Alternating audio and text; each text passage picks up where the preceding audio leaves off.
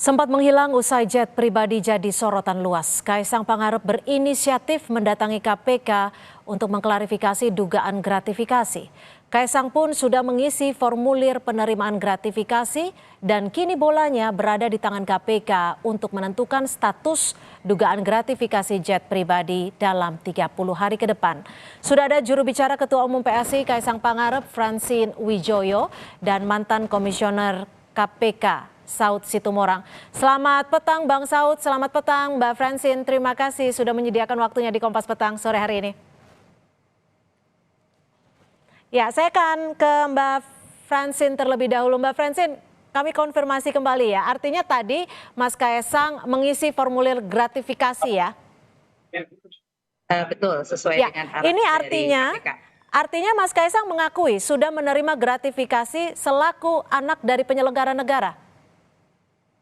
Kan nanti berdasarkan penilaian, ini kan masih dugaan gratifikasi yang beredar luas di media massa, kemudian Mas Kaisang ini atas inisiatifnya sendiri, tanpa ada panggilan, tanpa ada undangan tertulis dari KPK, juga walaupun sebenarnya kalau dibaca dari aturannya di Undang-Undang Tipikor pasal 12B sebenarnya tidak ada kewajiban dari Mas Kaisang untuk mengklarifikasi atau mendatangi KPK ini. Tapi ini inisiatifnya Mas Kaisang sebagai warga negara yang baik dan taat hukum, maka tadi konsultasi ke KPK mengenai dugaan gratifikasi yang beredar luar di media massa, lalu oleh KPK disarankan untuk mengisi formulir gratifikasi tersebut. Dan kabarnya juga menambahkan ataupun memberi keterangan tambahan. Ini keterangannya apa saja yang diberikan tadi Mbak Francine? Sebenarnya sih nggak keterangan tambahan ya, baru keterangan satu kali aja tadi dan sudah dituangkan di dalam formulirnya juga. Intinya adalah Mas Kaisang menjelaskan bahwa keberangkatannya ke Amerika Serikat itu awalnya kan memang rencana berangkat dengan pesawat komersil tanggal 20 Agustus. Kemudian ada temannya yang kebetulan perjalanannya searah dan kapasitas pesawatnya juga masih ada atau masih muat sehingga ya Mas Kaisang numpang atau nebeng lah dengan pesawat temannya ini. Lalu kalau untuk kepulangannya sendiri, Mas Kaisang itu pulang dengan pesawat komersil karena beda jadwal. Temannya masih lanjut beberapa hari di Amerika Serikat, jadi tidak pulang bersama-sama. Mbak Francine, tadi kalau saya dengar pernyataan Anda, Mas Kaisang sebelumnya kan mempunyai tiket tanggal 20 Agustus, namun karena ada teman akhirnya bersama teman berangkat tanggal 18 Agustus. Apa alasan utama mengganti penerbangan? Padahal kalau sudah punya tiket kan sayang juga sebenarnya. Saya tadi tidak bilang punya tiket ya Mbak Cynthia. Oke, boleh diklarifikasi jadwal ya? Tadi saya sampaikan Mas Kaisang berencana untuk berangkat di tanggal 20 Agustus. Kemudian ternyata ada teman-temannya ini punya pesawat pribadi dan Mas Kaisangnya menumpang atau nebeng sama teman tersebut. Jadi hanya menumpang dengan teman dari Mas Kaisang. Mbak Francine, kalau dilihat ini kan ada formulir di website-nya KPK. Ada formulir laporan gratifikasi, ini kan juga dilihat ada nama pemberi gratifikasi. Siapa yang diisi Mas Kaisang? Diisi dengan nama temannya dan kemudian di kolomnya kan juga di data pelapor ya, pelapor gratifikasi kan di situ juga ada jabatan di instansi atau lembaga apa, itu tadi diisi sebagai warga negara. Namanya diisi juga ya? Namanya sudah disampaikan kepada KPK. Oke, Bang Saud, kalau Anda melihat Mas Kaisang setelah lama disorot akhirnya mendatangi KPK atas inisiatif sendiri. Lalu bagaimana ini KPK bisa membuktikan bahwa hal itu hanya sekedar nebeng, menumpang dengan temannya? Ya nanti itu nggak perlu ini ya, nggak perlu pengakuan, nggak perlu bantah-membantah nanti. Apalagi itu sudah masuk ke Dumas ya. Kalau sudah masuk lapornya ke pengaduan masyarakat, itu nanti mereka akan dalami juga. Artinya modusnya seperti apa. Soal nebeng-nebeng itu nanti itu akan dilihat juga. Karena yang paling esensi dari ikutnya yang bersangkutan dalam satu pesawat itu kan itu mirip saja dengan ketika bapaknya nerima gitar dari Metallica dulu ya. kan gitar itu dikembalikan gitu. Padahal itu harganya berapa gitar itu.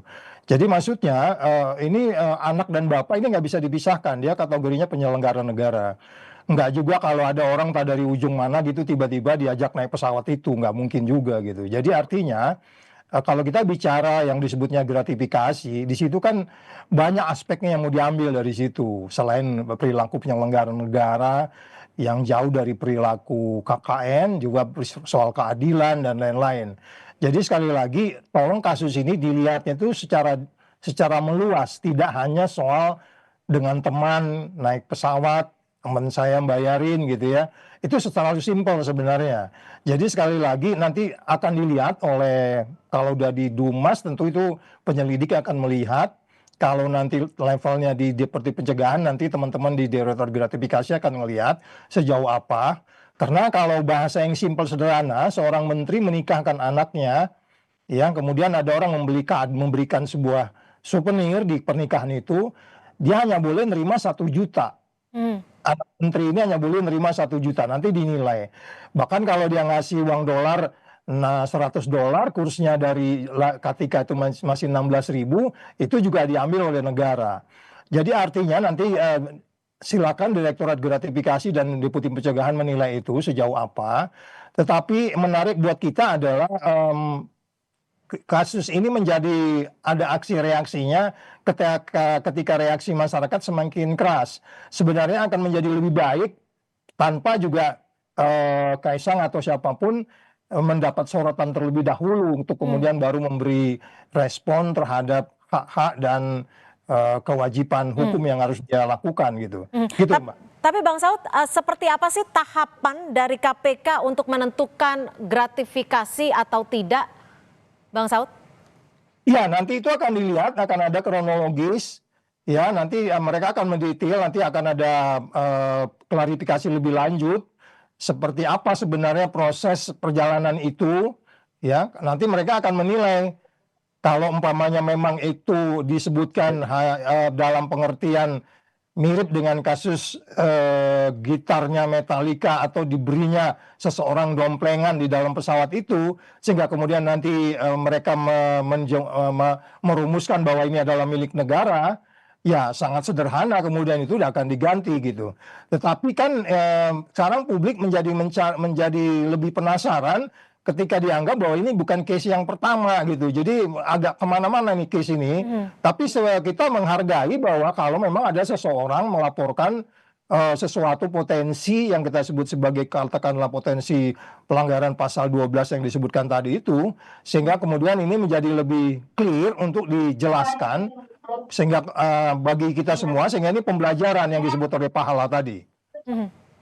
Mbak Francine, ini kan di KPK Mas Kaisang bilang bahwa keberangkatannya ke Amerika Serikat menumpang pesawat teman ke Amerika Serikat. Ini ada ya teman seroyal itu ya memberikan pesawat ataupun tumpangan ke Amerika Serikat, karena kalau biaya dengan pesawat komersil saja jumlahnya juga sudah cukup fantastis. Kan tadi seperti sudah disampaikan oleh Mas Kaisang juga kan kebetulan memang perjalanannya satu arah. Jadi ya nebeng memang.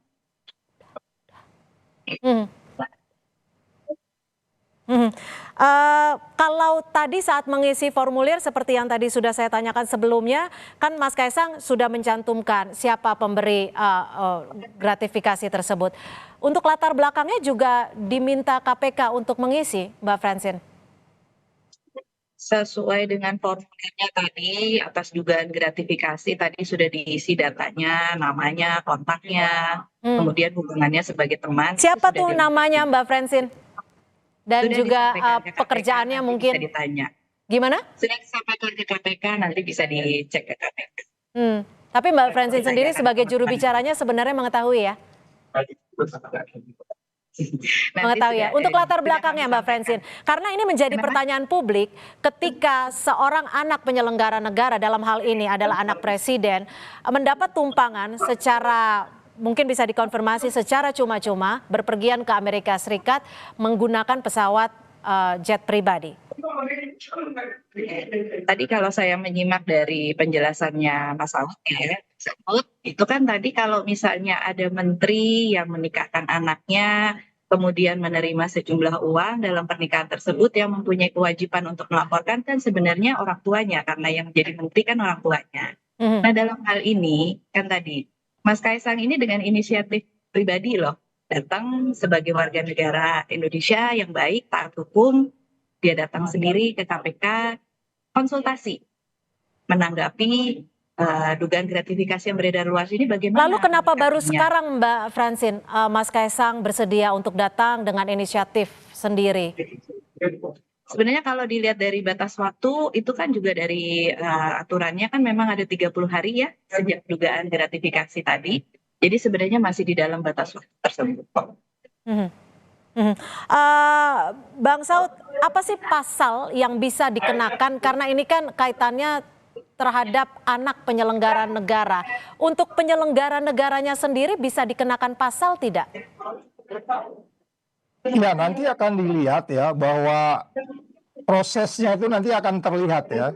Prosesnya seperti apa nanti itu mereka akan mendalami. Kemudian ini apakah ada disebutnya sebagai milik negara atau tidak. Kalau by definition itu kan pasal 12, kalau gratifikasi itu pada pasal 12 C kecil ya, seingat saya. Jadi sekali lagi yang mau dilihat di sini adalah sebenarnya bukan hanya persoalan dia menerima sesuatu di situ. Bahkan menerima diskon aja sebenarnya nggak boleh gitu loh. Ya apalagi ini menerima fully satu paket tapi kemudian dia landing di sana gitu. Itu yang sebenarnya menjadi menarik perhatian kita. Yang menurut saya ini kan sangat common di negeri kita ya. Dan ini saya pikir makanya saya bilang kembali lagi ini sebenarnya kesalahan besar di KPK juga yang tidak menjelaskan ini secara detail. Di periode lalu ini ada upaya-upaya menjelaskan itu ke publik. Jadi sekali lagi jangankan dia fully menerima itu, menerima diskon saja sebenarnya tidak boleh. Karena yang dilihat itu adalah ketidakadilannya, ya kan? Apakah diskon itu juga dikasih juga kepada orang lain? Makanya kalau di dalam satu momen ada seseorang memberi sesuatu souvenir, kalau souvenir itu diberi kepada 1.000 orang, ya itu nggak ada masalah. KPK biasanya nggak cerewet di situ. Tapi kalau dikasihnya harganya besar, diberikan pada satu orang, itu sudah pantas dianggap bahwa ada sesuatu di situ yang kaitannya dengan konflik of interest. Jadi sangat disayangkan sebenarnya kalau dia seorang presiden nggak pernah membahas itu. Nggak ada alasan, orang nggak tahu undang-undang, nggak boleh. Ya kan, you are very high profile person, you have to be wise. Jadi itu pasti. Dan oleh sebab itu karena kemudian ini setelah ada reaksi lebih dulu baru kemudian datang ke KPK juga itu menimbulkan pertanyaan ya.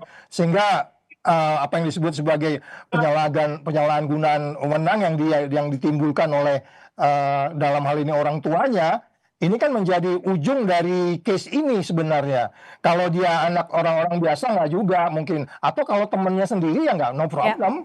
Ya kan ini menjadi problem karena orang tuanya itu sebenarnya. Oke, baik. Terima kasih Bang Saud Situmorang, mantan Komisioner KPK, dan terima kasih juga Mbak Francine Wijoyo, juru bicara dari Ketua Umum PSI, Mas Kaisang Pangarep. Terima kasih sudah bergabung bersama kami di Kompas Petang. Selamat sore.